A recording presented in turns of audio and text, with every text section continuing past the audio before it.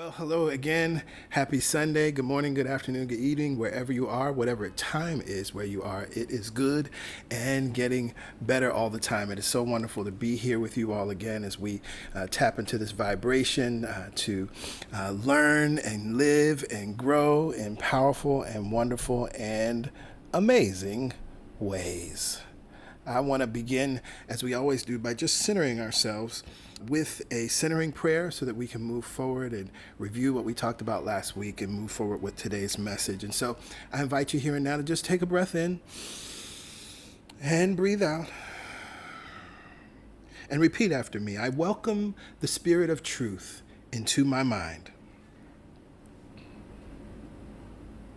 and let it grow in my heart. Thank you, God, in me, through me, and as me. Amen. Ashe. And so it is. So in the first week of this series, Dream Again, we started with last week's message, Work Your Mind. That title is inspired by one of my favorite Reverend Ike quotes: the more that you learn to work your mind, the less that you will have to work your behind. And so we talked about the idea of working our mind and what that means. And I also encouraged you to get back up again. If you watched the My Biggest Dream series and it started and maybe you were doing really well the first few weeks, the first 30 days, even the first 90 days, but January is a long time ago and you may have forgotten about your list that you wrote. You may have stopped reading your list morning, noon, and night. I supported you and talked about getting back up again. And then we talked about a powerful idea of the thing under the thing, that what you're really after is not about what's on the list. It's about what those things will provide, the experience, the what and the why behind those things. And so that's what you're really after. And so as I shared, for me, when I read through my list, many times I don't read the entire list, but I recognize what my thing under the thing is. My thing under the thing is radiant health, ease, calm confidence, lavish abundance, worry-free living. Right? I understand that that's what I'm after, although I have many things on the list, and that's where I keep and put the focus of my attention. That also then allows me to understand and see how my list, my prayers are actually being answered. Because if they're giving me my thing under the thing, I know that life is responding to me. So today's song I chose it very deliberately, Open to Receive. It always gets us excited, right? It's powerful because everyone is excited about receiving, open to receive. It's a powerful affirmation. I am open to receive all of life's riches. I mean, that's what we want, right? Riches. Riches in the form of money, riches. Riches in the form of good health, riches. Riches in the form of amazing relationships, riches. Riches in the form of a romantic partner, riches. Riches in the form of world travel and grand adventures, riches. Riches in the form of the perfect career with perfect income, riches. Riches in the form of the perfect home that checks all of our boxes. Affirming I am open to receive all of life's riches is one thing, but actually being open is something altogether different. Let's stop for a moment, take a breath deliberately, and breathe out. You know the life that you want. You have your biggest dream list. You're reading it morning, noon, and night. But are you open to receive it? Now, you are hearing me say this. You're hearing me say being open is something different than just affirming it. And I'm asking you, are you really open to receive the things that are on your list? And you may then be asking me, okay, PG, how do I get open? And the answer is very simple. Release yourself. Knowing what you want, knowing what you want is just one side of the coin. Affirming what you want is just one part of the creative process. Reading your list morning, noon, and night, no matter how much you want those things on your list, requires something more from you. And what is that requirement? Release yourself. Can we say it together? Release yourself. You can say it again. Release yourself. Can you type it in the comments? Somebody, anybody, everybody. I want to make sure that we're all on the same page. Release yourself. Release yourself. Make sure you write it in your notes as well. I trust that you're taking notes as you're listening to this sermon.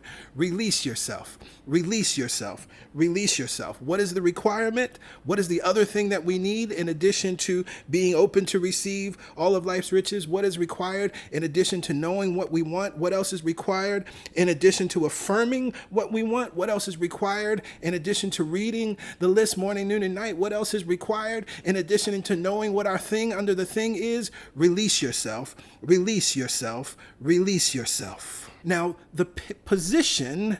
yes, I see the comments coming in. There's a little delay, so I see it. Yes, yes. The position that many of you are in right now is like a person standing at the free throw line of a basketball court with an invisible wall between you and the basket. You have a basketball. Actually, you have an infinite number of basketballs. And you continue to attempt to make a shot from the free throw line, but it never makes it to the basket. Nothing happens. At some point, because this wall is between you and the basket and it's invisible, you start to question what's going on and what's going wrong. It is at this point that most people begin to think something is wrong with them. It is at this point where you start to think about all of the people that you've seen that made that free throw, that were able to make the basket, and you've been told that anyone can do it, but it's not working out for you. Naturally, many people then give up, or they create all sorts of stories about why it didn't work out for them. Until you learn to release yourself, it's just like standing at that free throw line with an invisible wall between you and the basket. Until you learn to release yourself, you'll think there's something wrong with you, or that there is something or someone against you and withholding good from you. But my beautiful people, none of this is the case. So what do I mean when I say release yourself? I would define this statement with a very simple principle. You must give to get.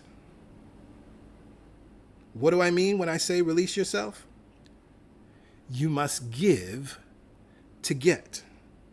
Now, at the most basic level, we understand this, but we fail to apply it when we're using the creative principle in this process. See, if I wanted an apple, I know that I must give something to get the apple. Yes, yes, I can go to the grocery store, I can go to a farmer's market and exchange money for the apple. I also know if I wanted an apple and possessed an apple seed, I must give those seeds to the ground in order to get the ultimate desired outcome of an apple, right? I would give that seed to the ground. That seed would break open and grow into an apple tree. That apple tree would manifest many different forms, including apple blossoms, before it actually manifested the apple itself. But eventually I would have the desired outcome. Of course, that's a whole teaching in and of itself. But we recognize that in a practical way. We know that when I want to have something, there's a giving that's required. I must go to the store. I must go to the farmer's market. Even if I don't go to the store, if I want an apple, well, if I have an apple seed, I must give that seed to the ground so that I can then have the apple that I want. So as you have your My Biggest Dream list and you're reading it morning, noon, and night, you must make room for the manifestation. And you must remove that invisible wall. You must consciously give to receive. Now I hear you. You're following me. And so you want to know, PG, how do I exactly do that? Well, first, let's get to the first and most obvious one. Let's get this one out of the way. Last week, you heard me say some of you followed the steps and may still be following the steps, but you're holding on to resentments, grudges, anger, and unforgiveness. And I said we were going to get to that this week. Unforgiveness is the invisible wall. Unforgiveness is the prison that keeps you from what you say you want. And so by practicing forgiveness, we're releasing ourselves. Remember, what did I say the principle was? See, we hear these words and we don't even put it all together. What did I say the principle was? Release yourself simply means you must give to get. And what word is in forgiveness? Forgiveness, right? Forgiving is giving. And so many times as we're operating in unforgiveness, sometimes we're not even really aware that we're still operating in unforgiveness.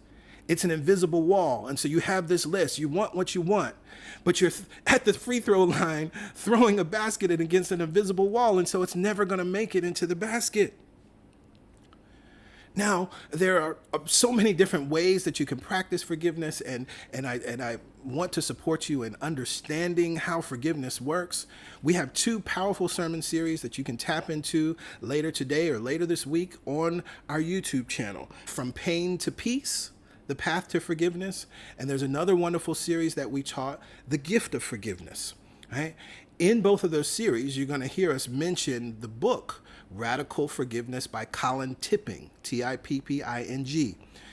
And the forgiveness worksheets that through the process that Colin Tipping has developed, they're available. You can go to Radical Forgiveness, to the website, and download those worksheets and begin to do the work of forgiveness. The scope of this sermon is not to teach forgiveness, but the scope of this sermon, y'all see that fly? There's a fly flying around here. It's all good. The scope of this sermon is to support you in releasing yourself. And for many of you, that invisible wall is unforgiveness. That invisible wall, rather, is holding on to wrongs, resentments, grudges, and anger, and also guilt and shame, because sometimes the forgiveness is of self. We can think about and talk about how hard it is to forgive other people, and oh, PG, you don't know what they did. You don't know what they did to me. You don't know how many times right? Okay. But also, many times, it's PG, you don't know what I did. You don't know the mistakes that I made. And so you're living in shame and guilt. And so once you have tapped into forgiveness and forgiving yourself and set yourself free, forgiving others, then it's important to practice forgiveness as a daily maintenance step. You could pray something simple like this: for all those who have harmed me knowingly or unknowingly, I forgive you and I set you free. For all those who I have harmed knowingly or unknowingly, please forgive me and set me free. And for the harm I have done to myself knowingly or unknowingly, I forgive myself and I set myself free. And so you see how that covers all the bases? One, it's important. We're already practicing the principle, release yourself. The first thing you're doing is for all those I have harmed, right? So you're recognizing, for all those who have harmed me, right? I forgive you and set you free. So you're giving. Right away, you're releasing yourself. I don't want to hold on to anything. I don't want to have any kind of invisible walls up. I don't want to have any partial walls up. I don't want anything blocking my good. Right? So the first thing is I forgive and set everybody free. But then I recognize that I'm human, and knowingly and unknowingly, I have caused harm. Right? And so I'm also asking for forgiveness. And I recognize that many times we harm ourselves, knowingly or unknowingly. And so I'm practicing self-forgiveness. It's simple, it's short and sweet. This is something that I pray, a prayer that I pray nightly, just before I go to sleep, as I close my eyes, right? I affirm that as a daily maintenance step, as a daily clearing step. And what's interesting, one of the things that was in my mind as I was preparing this, we read the Lord's Prayer, and you can recite the Lord's Prayer if you want and make that a prayer that you want to use, that's fine.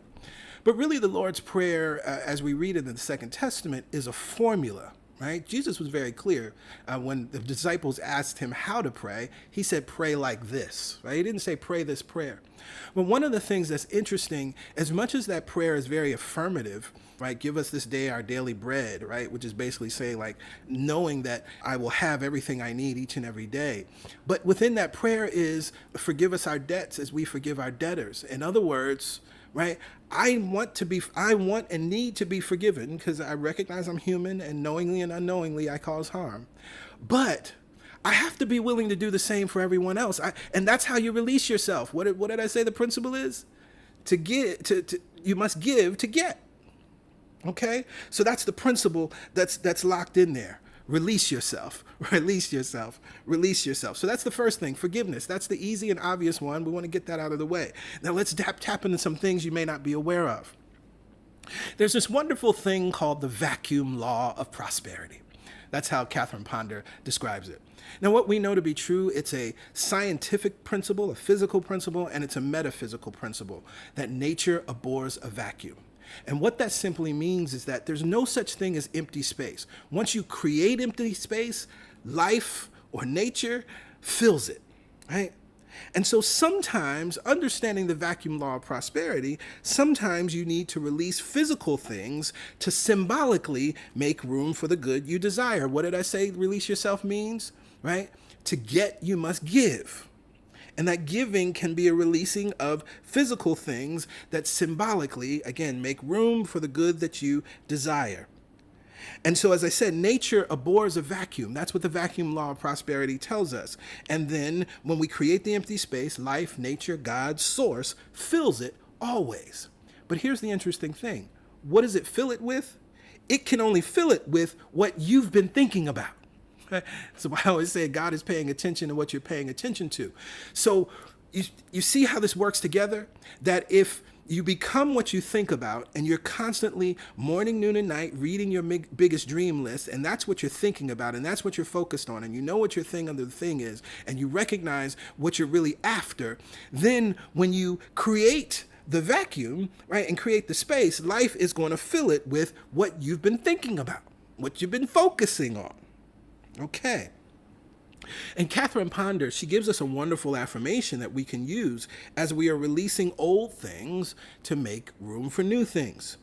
I now let go of worn out things, worn out conditions, worn out relationships. Divine order is now established and maintained in me and in my world. I'll read that again, and please come back to this so you can write it down. I now let go of worn out things, worn out conditions, and worn out relationships. Divine order is now established and maintained in me and in my world. I think I was talking about this last month or some weeks ago, right? I've been in this process this summer, and I found myself, I knew there were some things I needed to release. And even as I knew that, I was shocked and surprised of what I was holding on to. I was holding on to documents that I didn't need anymore. I was holding on to legal documents related to legal situations that were overdone and taken care of, but I'm still holding on to that, which means I'm still really holding on to the energy of that argument, of that fight, right? And so it was so wonderful. Oh my God, it was so wonderful to release that stuff, right? And to affirm as I was releasing it. Now, some of you may be thinking, but PG, I threw out old things already. But did you do it with this intention and understanding? Did you do it thinking consciously that I'm operating in the vacuum law of prosperity? Did you consciously use your words in this way to release yourself? Were you consciously aware that as you release the old, you are making room for the good that you have been reading morning, noon, and night?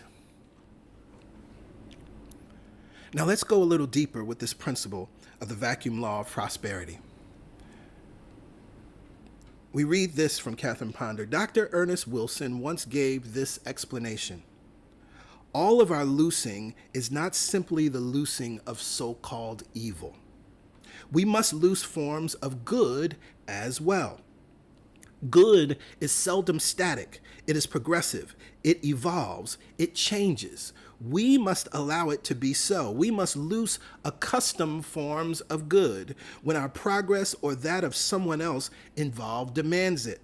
We must not be afraid to trust that law that brought the good to bring another that shall fulfill it. We must be willing to let angels go that archangels may come into our life. Loose your good, hold it gently, free it readily. Oh, my Lord, have mercy. This is a teaching, right?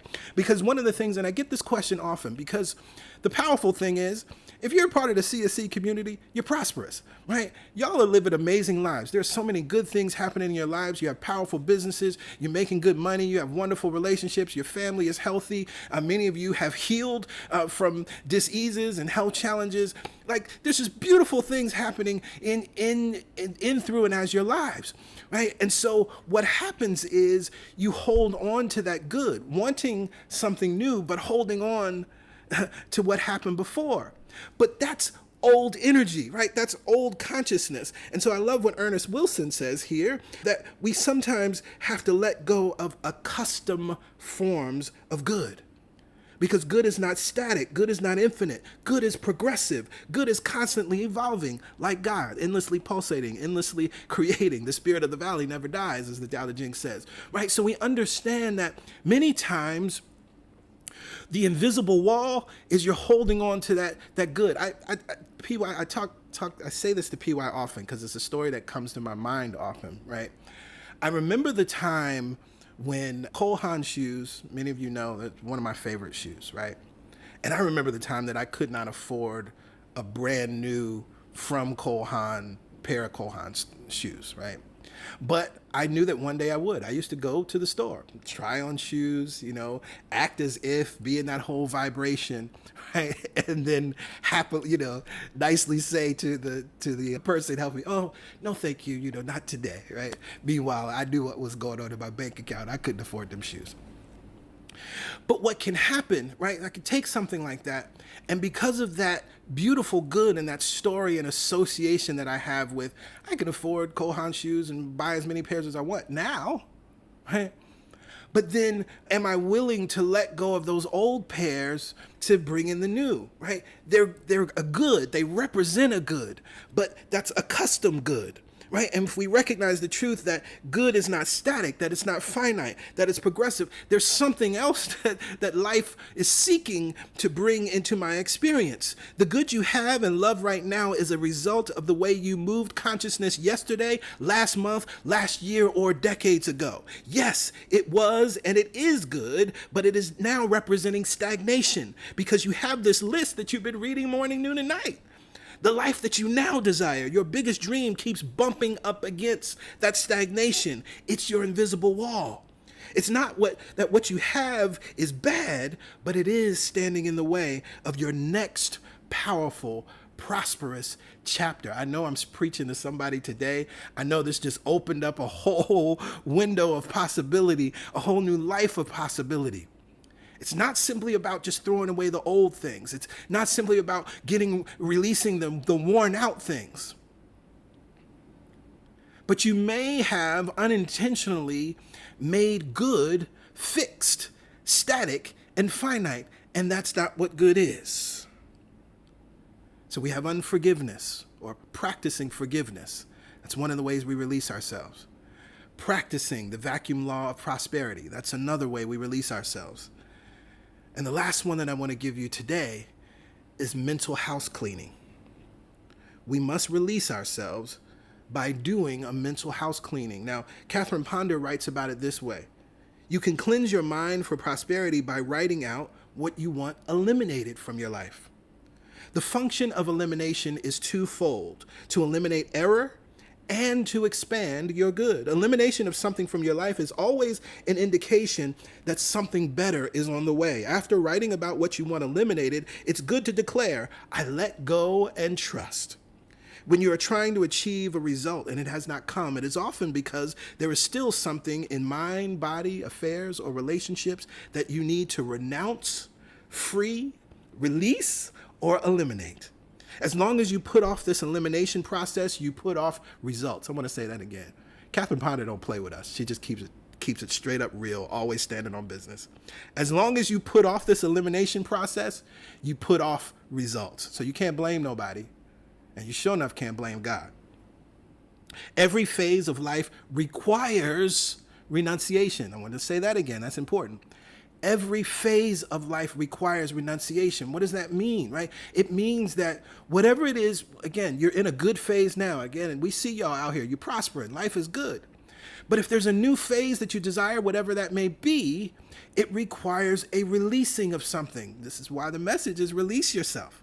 She goes on, every advance means the rejection of something old, but elimination not only takes something from you, it gives something to you. You have to give to get. Release yourself. Because every phase of life requires release. Every phase of life requires letting go. Every phase of life requires a giving in order for there to be a getting. Now, I know some of you may hear this statement and there's some fear that might show up because you're thinking and hearing about this elimination list and you're hearing about releasing things and you're like, well, what if I accidentally, I'm telling life I want to release and I'm writing out this list and I release things that I actually wanted to keep, or I release things that, I thought were good. So here's a beautiful teaching. You can never remove that which is part of the divine plan for your life. If it was removed, it was not part of the divine plan. It may have been in your life for, as we love to say about people, a reason or a season, and that's all good. But life has always wanted to bring something better to and through you. So again, Catherine Ponder gives us a wonderful affirmation that we can use. So if you take some time to do this mental house cleaning and think about the things that you want to eliminate from your life, it could be people, places, relationships. Where you need to start is the thinking, right? You recognize what are some ways of being, that you want to release from your life. I remember hearing a story about a man this summer who, he realized that he wanted people and friends in his life, but he also realized that he was a complainer and he was kind of curmudgeonly, and he knew that he was not going to attract people and wonderful friendships and relationships and hanging out in his life given the way that he was, because he was kind of like a Debbie Downer. Nobody wanted to be around him. Thankfully, he had the awareness to realize that and learned that he had the power of his mind to be able to change those things. And so what he began to do was use a visualization process to begin to release those things, to see himself being differently, to see himself speaking differently, to see himself responding differently. And so that was his way of creating elimination lists. So it's important to start with ourselves and look at our own ways of being and ways of thinking and ways of talking that we want to eliminate or release. And then we can think about all of the other things that may be in our life that we want to eliminate, that we want to release. And then she gives us this affirmation. You can write this at the top of the page or at the end. I now release and am released from everything and everybody that are no longer part of the divine plan for my life. Everything and everybody that are no longer part of the divine plan for my life now release me. Release, release, release. And like I said, you hear that and it's like, oh Lord, I don't know what I'm about to release. But that's why it's powerful to understand that we're talking about the divine plan. You're not going to release anything that's a part of the divine plan. You're not going to release anything that is necessary. And there are many things in your life, particularly some of the good, it was there for a reason. The good was there for a season. But as you continue to hold on to it, you're actually blocking the next phase of your life, the next experience of your life. You're actually blocking the very things that you're reading morning, noon, and night. So today in this message, you have received a powerful, life-altering teaching if, and only if, you choose to practice it. Yes, you must know what you want. Yes, you must write it down. Yes, you must read it and affirm it morning, noon, and night. Yes, we become what we think about, but that is only one side of the creative process. You must release yourself. If you have not experienced the good you desire and have felt like giving up or already gave up, herein is the path to get back up again. There is an invisible wall that can be revealed and then destroyed. You can release yourself. How do we release ourselves? Forgiveness. And then the daily maintenance of keeping the path clear, the daily maintenance of releasing with a short and sweet forgiveness prayer. How do we release ourselves? By understanding and then practicing the vacuum law of prosperity. Release the old and release the good, the better, the good to get to the better. Release the better to get to the best. And finally, how do we release ourselves? Through a mental house cleaning, Make a personal inventory and write down what you want to eliminate. Identify those invisible walls and lovingly and confidently release any and everything that is not part of your divine plan. I am so excited because in consciousness, I see each and every one of you released right here and right now. I see you set free. In consciousness, I see the invisible walls destroyed. In consciousness, I see that the dam is broken and your good is rushing to you like a mighty river. In consciousness, I see you soaking and drenched in your biggest dreams. It is done. It is done. It is done. And to that truth, I say amen, ashe. And so it is. And so it must be.